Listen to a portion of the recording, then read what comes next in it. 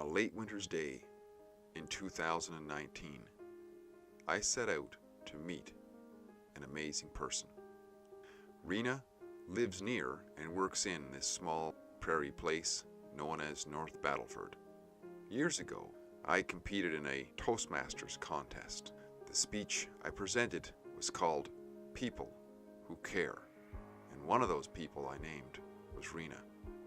The reason I chose the title is because a number of people, one of whom was Rena, had demonstrated that they cared about me. In the example about Rena, she took the time to write me several congratulation cards because of accomplishments I had made, and I've remembered her ever since. When I first met Rena, she was a large woman. Not a tall woman, but you know what I mean by a large woman. A few weeks, maybe a week prior to me taking this trip out to see Rena, I was at another Toastmasters event, and it just so happened that we sat together. When I first met her at this event, I timidly shook her hand because, though her face was familiar, I wasn't really sure if it was Rena.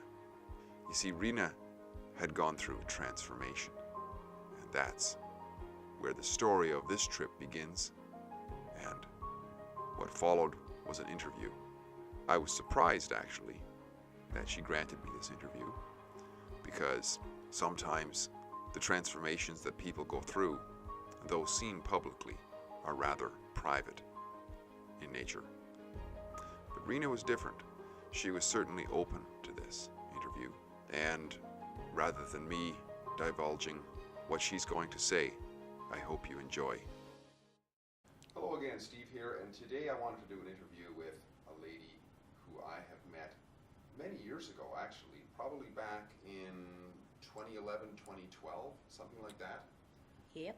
And the first interaction I've had with you had to do with a card I got in the mail. Yeah. Because I was at the time and still am a member of Toastmasters International, and Rena Whiteley, who at the time I referred to you as Weekly, I believe. Maybe But everybody does. And I remember somebody in our club was saying, make sure that you remember that her name sounds like Likely, but then I forgot. So anyway, Yeah. I received a card from you. Yeah. Because I had achieved, I believe it was my CL, my competent leader designation in Toastmasters. And I was just amazed by that because I never even knew who you were. So I composed a speech called People Who Care. And I presented that. I got all the way to our district, our division rather, our division area, division contest. And I actually, when I went looking for that, because I kept it somewhere I know, I went looking for it this morning, and you know what I found? I found that I actually have a file on you from way back then, and the file is called, see, Rena. Yeah. So you've That's always been a interesting. significant individual, and the other day we were at an event, a Toastmasters event, and we sat side by side, and there was something different about you that I wanted to know about, and I asked if we could do an interview.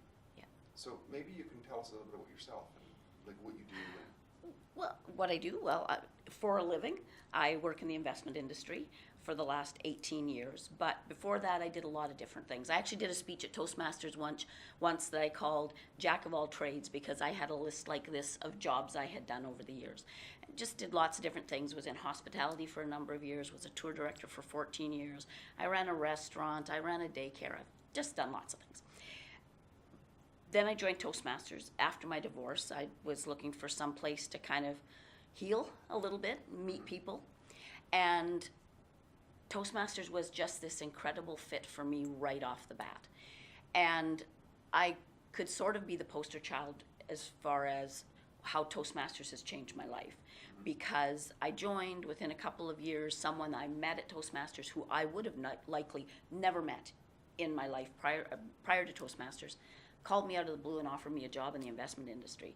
At the time, I was running a daycare out of my home. That was a huge learning curve and a huge change, but that alone has changed my life.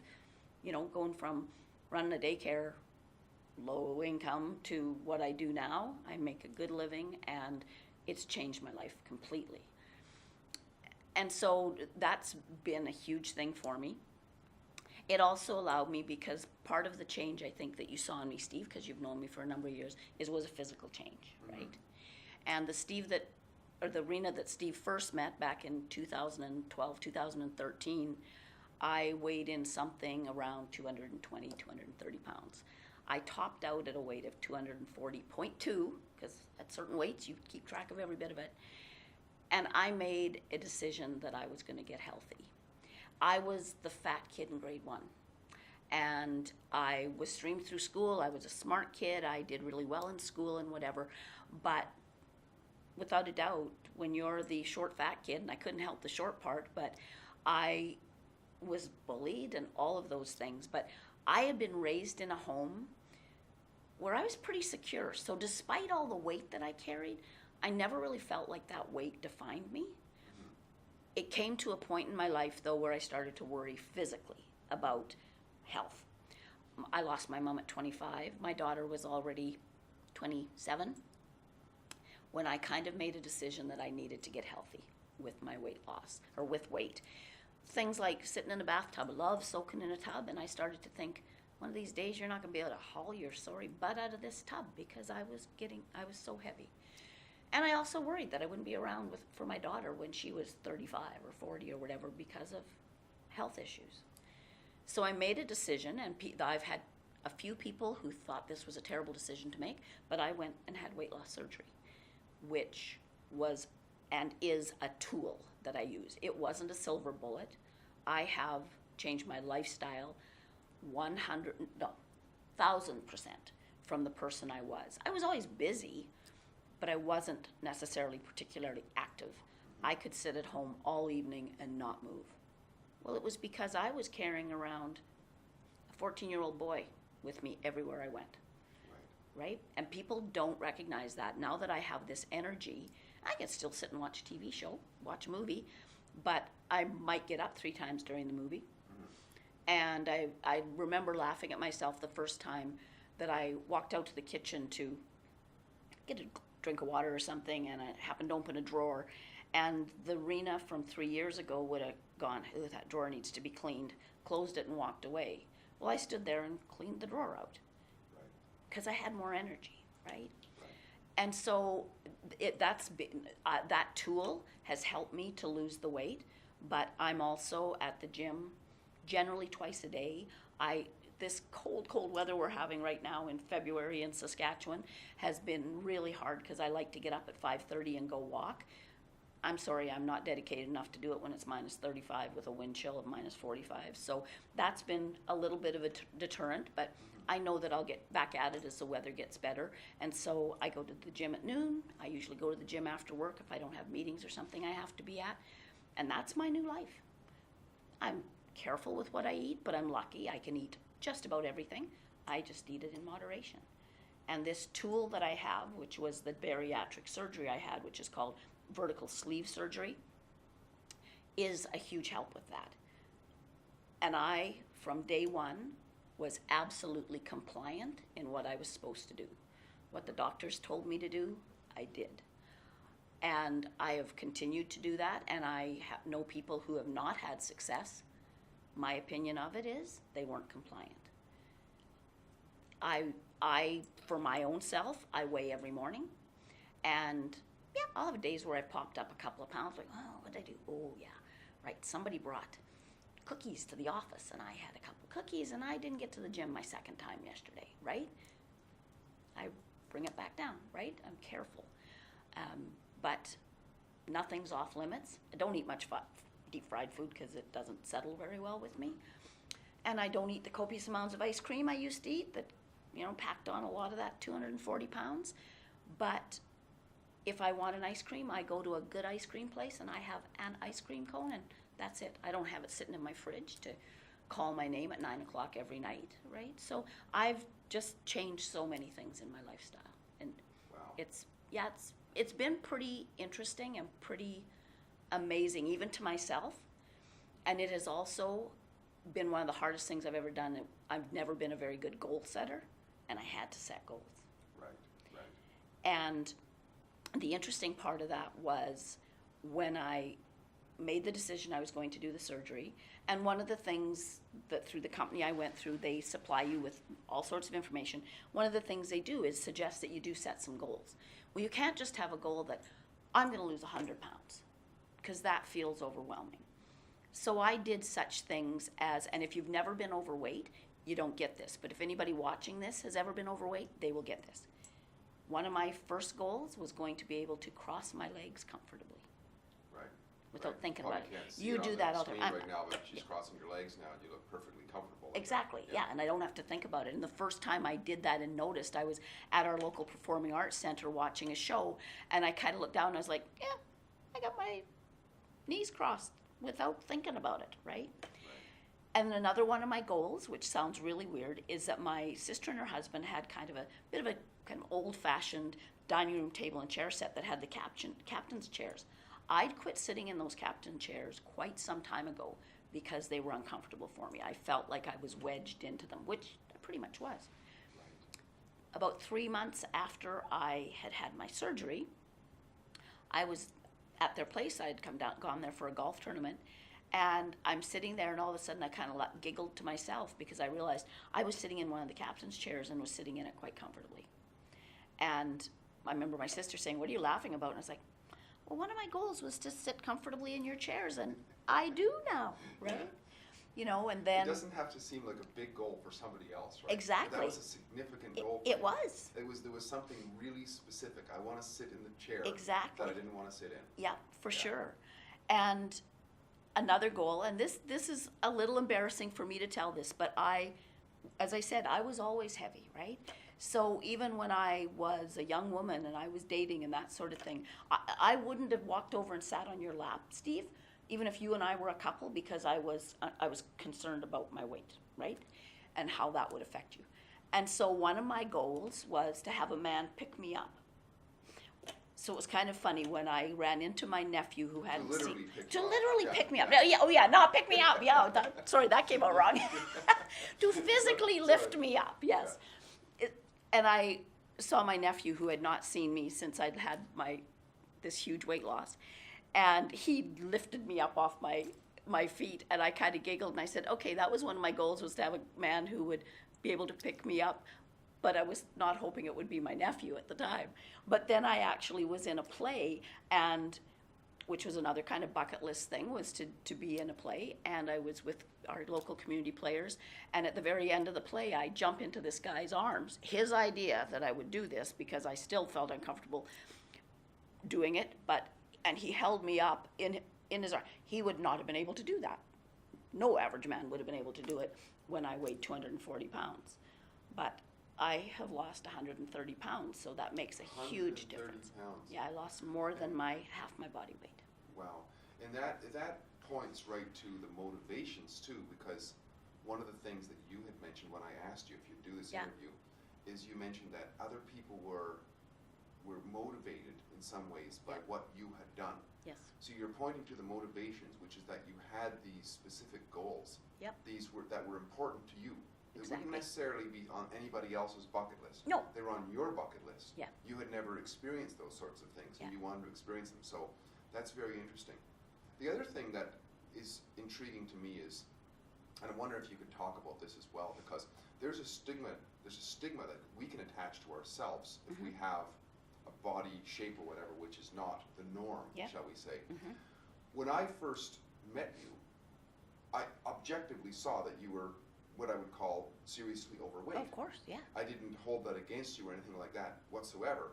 But you have eyes, you could see I that. have eyes. It was a conscious thing. But I'm not going to go and judge you that you're a bad person or anything. No. It just that's what it was. Yeah.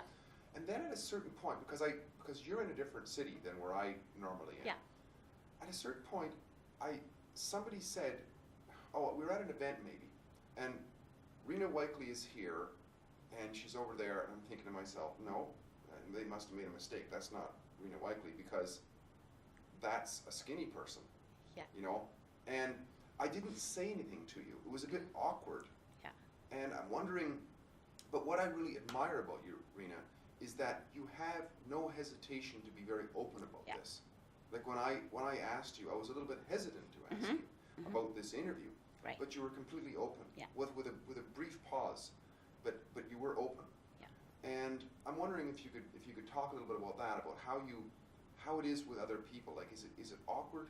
Do you find awkwardness in other people, and how do you deal with that? No, very little actually. I will give you a little backstory on this in that I made this decision and I went to Mexico and had this surgery, and believe me, you could have eaten off the floor in the place that I went to. We didn't get to eat. It was on full broth, but anyways, but it was an amazing experience. And so I actually have had friends / acquaintances who have gone there and had the surgery since and had good results as well. But having said that, I didn't ask anybody's opinion. I did my due diligence. I went somewhere that someone I knew had gone and had a good experience. So I felt like I'd done my due diligence, but I didn't ask other people's opinions. This was my body. This was a decision I'd made. I'd carried around this extra weight for 50 years. That had been, and I decided I was going to make this change. And so literally, I told no one until I told my daughter a week before I was going to have it done. I told my employer and my colleagues. I was flying out on the Monday to Mexico, and I told them on Friday afternoon. And then on the Sunday night, I sent an email out to my immediate family, some close friends and whatever, and the subject line of my email said, "For your information, but not for discussion." And I basically said, after 50 years, I've made a decision to change my life. I'm going to Mexico for bariatric surgery. I've done my due diligence. Do not worry about me. If you're interested, I will do a Facebook group to keep everybody in tune with what's going on, and Tara will know. And there was someone with us in Mexico that texted my daughter to let her know the minute I was out of surgery and that it all had gone well. And then I just made a really conscious decision to be really open about it. I have thought back a couple of times that right after, within a day after my surgery, I took a picture with my surgeon and myself, and of course at that point I was still like most likely 225 pounds because I'd taken some weight off even before my surgery, and took this picture and immediately posted it on Facebook. And actually, once I sent it on Facebook that here I am with my surgeon, I must admit I kind of thought, oops, what have I done? But I was on drugs at the time because I just had major surgery. So that was my excuse, but I think it was a good thing because then there was no choice but for me to be totally open about what I'd done. And I wasn't ashamed of doing it. I had someone say to me at one point, and it was someone who barely knew me, and she said, "Do you think that was a good idea?"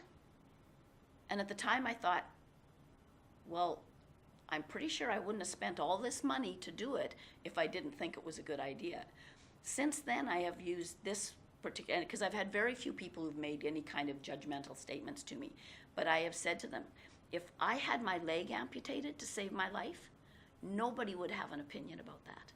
But because I had 9/10 of my stomach removed to save my life, people have an opinion about it. Right. It's interesting that you see that, and I think it's really important that you see what you did as a life-saving intervention, basically, yeah. right? Because you could see down the tunnel of time that Yeah. this was a ticking time bomb of For something, sure. right? Yeah. And you saw it as a tool, but you didn't see it as the thing that was going to save you. Nope. You had to set all your goals, and you have to continue living a certain way. Exactly. Like I remember when you told me about this when we were sitting side by side, you said you can't be eating Twinkies and stuff like that anymore. You have to be. Yeah, I'm very careful in what I eat, but once in a while I'll know, oh my gosh, I need some sugar, and there'll be a candy sitting on my desk because I will have that just because it can be the end of the day and I maybe haven't had the things I should during the day because I do have to watch my blood sugar a little bit, which never was an issue before. But those are things that I recognize. I learned very quickly. I likely have something every couple hours because I'll give you some stats. The average person's stomach holds about 45 to 60 ounces of food. Right after my surgery, my stomach held about 3 to 4 ounces of food. I know it holds more than that now. Stretched out a little bit, yes, of course. But when I was very first, I remember the first summer, it was a hot day, I was out golfing, and all of a sudden I was like, oh, I think I'm gonna pass out. I said, has anybody got some food? Because I didn't have anything with me. That was a lesson for me. And my sister happened to have a granola bar or something in her bag, her golf bag, pulled it out. I ate maybe half of a small granola bar. I was fine. And I recognized, okay, I needed to be very aware of my blood sugar levels. Yeah. I'd always eaten enough. That was never an issue, right? But now it was. And so to this day, I always make sure that I have something around that I can nibble on if I need to. But I could never go to a restaurant and sit down and eat the plate they put before me. The restaurants around, no, they're bringing me a takeout container because I'm taking this salad home, and this will be 3 meals for me, right? Right. Yeah, I noticed you had a Ziploc bag. I did. Because you always put your whatever's left over into the Ziploc bag. Exactly, I do that. I'll go to a fancy, like you're going to a plated dinner. If I go through a buffet line, well, I only take a little bit of stuff, right? But if you're at a plated dinner, well, it's just going to go in the garbage. And I was raised that you don't waste stuff. So yeah, my evening bag has Ziploc bags inside of it. And my purse, I'd always have Ziploc bags in my purse. And sometimes people look at me funny, and I just think, you can ask me if you want or not, whatever. Yeah, but yeah, you caught me zipping up my food and taking it home. Yeah, well, my original speech that I did with reference to you, and there were 3 others too, but you were one of them in the speech. It was called People Who Care. And I really sincerely meant that you were somebody who cared, because to send that, and it wasn't the only card you sent me. I actually have them in here, probably. Yeah, see that?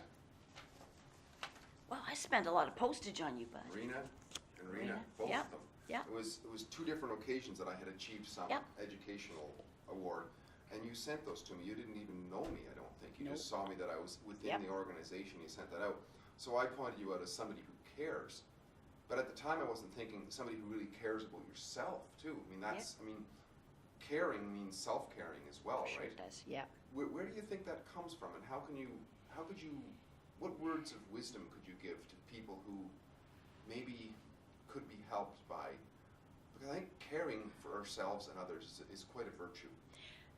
Yeah, and that's to make a major decision like right. you did. Well, exactly, and it's an interesting thing because I've had some people, like one of my nieces said to me, Auntie Rena, when you went and had this surgery, she said, I was really surprised by it because I just never saw it being an issue, and I didn't. I can remember sitting at meetings or sitting around with groups of women who said things like, well, I couldn't go to this thing because I don't like the way I look, and I was always like, buy a nicer dress that fits that body, right? And I learned that at a young age. I needed to dress the body I had. You know, I wore bathing suits. So I was going to bring you a picture actually of what I looked like a month before my surgery. Yeah. And I have it actually on my fridge, which is a good place to have a picture like that. But I think I was really fortunate, Stephen, that I was raised in a very caring family.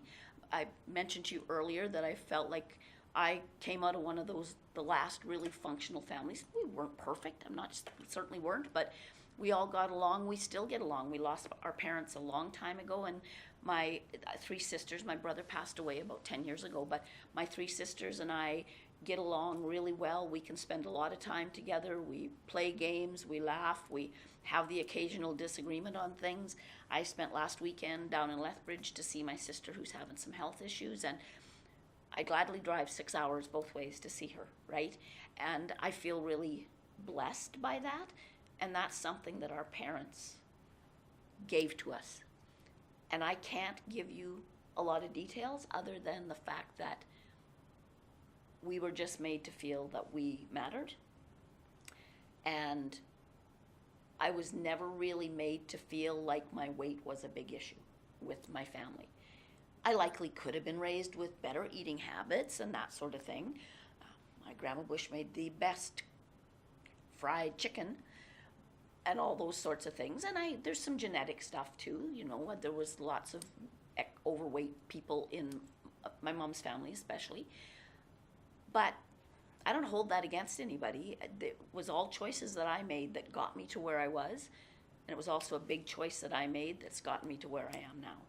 And I'd like to be toned better and whatever, but other than that, I'm pretty happy with the way I look and the way I feel. And if I inspire anybody to do better, and I know that I have, because I've had people contact me and say, Rena, would you mind talking to me about what you've done? And for sure I would, right? And again, if you're thinking that this is like taking a pill and tomorrow you're skinny, nope. I've worked really hard on this, right? Right. And continue to work hard on it. And I stay open about it because that helps to motivate me to not sit around home eating bonbons, right? Because I don't want to go back. I'm also quite stubborn. So there's a few people that flash into my mind who say, yeah, but I knew someone who did this and then they gained all the weight back. I'm just stubborn enough to say, maybe they did. I'm not going to. Right. So if there's a takeaway that I can see here is basically choices. Yep. We can all make choices.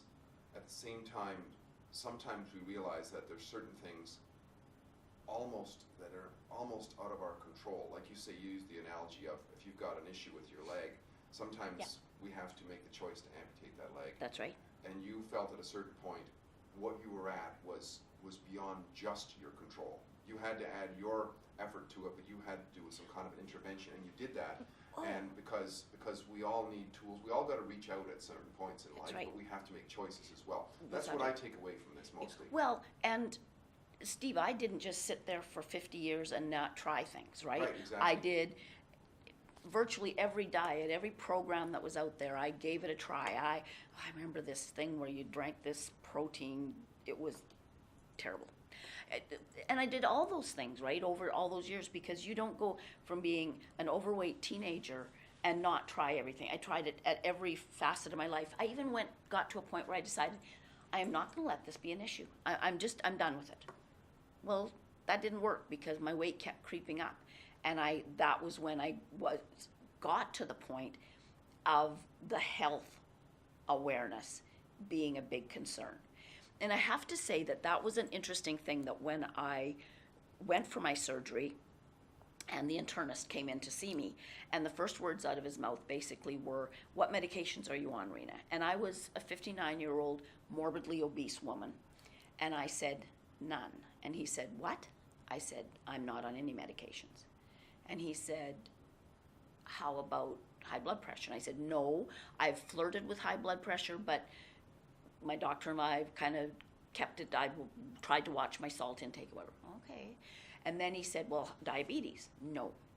He listed off all these things, and I just kept saying, no, no, no. And he looked at me and he said, then you are going to do so well, because so many people who come here start up here or start down here, and you're already starting right up here, because I was likely one of the healthiest obese people you'd ever find, which sounds like kind of an oxymoron to say that. But I saw the problems coming down the pipe. Certainly, potentially, they were, right? Yeah. And that's an interesting thing, too, because I was just to the doctor for an annual checkup here just a few weeks ago, went back for my results, and my doctor's looking at stuff, and we're kind of talking, and I said to her, how's my cholesterol, right? And she said, no, it's good, your bad cholesterol's like in the normal range. And then she said, this is interesting. And I said, what? She says, I've never seen this before. And I'm like, what? And she said, is that good news or bad news? news? Yeah, exactly. Well, she was smiling, so I thought good news. Yeah. But she said, your good cholesterol is twice what it was 4 years ago when they checked it before. And she said, and good cholesterol comes from exercise. And I said, well, and I said, well, feel free to use me as your example of how that changes, right? Because I do. I move all the time. I move every day. I was at a comedy show last night, and they're making fun of people wearing Fitbits, and I was like, I love my Fitbit, and I get my steps in every day religiously. Right. And evidently I'm kind of competitive, because I challenge people, and I'll look like, oh no, I have to get back on the treadmill because somebody's going to beat me today. But anyways, that's my stuff. But yeah, so all those things. But the fact that I am healthy, and if I inspire anybody to do better, and I have a friend who's waiting to have weight loss surgery, and I just want to be her cheering section as she moves forward, because you saw the value for you for me, And- for sure. And you Yeah. also want to be there as the cheerleader for all the other things that Exactly. are important. Yeah. The things that you can do. Yep. The exercise, the nutrition. Oh, for sure. The mental attitude, the whole attitude Yep. going in and going forward, right? And just to have energy to be able to do things, Steve, that to me, and I never knew, because I was always heavy, I never knew that I didn't have energy, because I had nothing to measure it against. But now, and I'm 62. I have days where I don't have a whole lot of energy. I'm tired. Had too much on the go, too much Toastmaster stuff going on with my job, etc.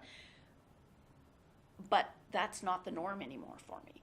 The norm is that I have energy to do things. I have energy to go to the gym and do an hour and 15 minutes at the gym after work, and I've already done a half And you're dozen. still heavily involved with Toastmasters. I'm very Yeah. heavily involved I with hope I have Toastmasters. the energy that Yeah. that you have at that Yeah, age. That's for exactly. sure. Yeah. So it's been wonderful for me. I love the way I feel. I love the way I love being able to go shop for clothes.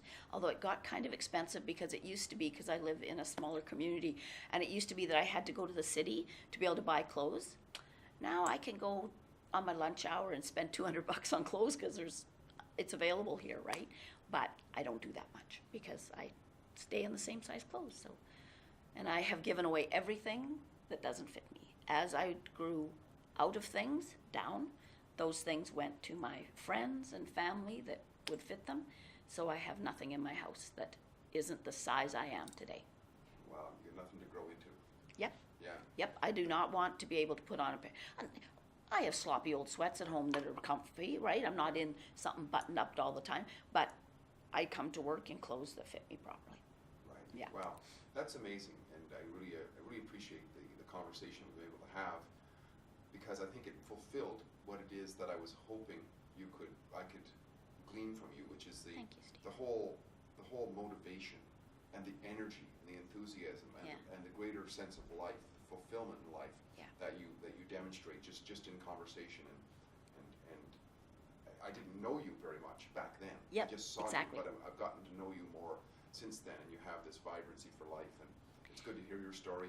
I think it's a very motivational, very inspiring story. So, Thank you, thank you. I appreciate Well, and you sharing know, with me. I know that I have also made friends and family proud, and that feels good. And I also want to add one little thing is about your speech those years ago, and I didn't know that was coming and was sitting in the audience when you named me as one of those people. Didn't And pronounce your name correctly. well, but that was close enough. I knew who I was, and I'm a very emotional person, so I got real teary with that. And I was like, because all those nights that I would sit at home and I would write out cards to people and tried to personalize every single one of them, and I was doing that for the entire division. And there were times where I thought, oh, this is a lot of work. But then to hear that, and I had a few other people who sent me notes saying, thank you so much. And some of them were longtime Toastmasters who said, no one's ever done this for me before. I was like, that's worth it. And then to meet you and get to do this and maybe help somebody else in their weight loss journey.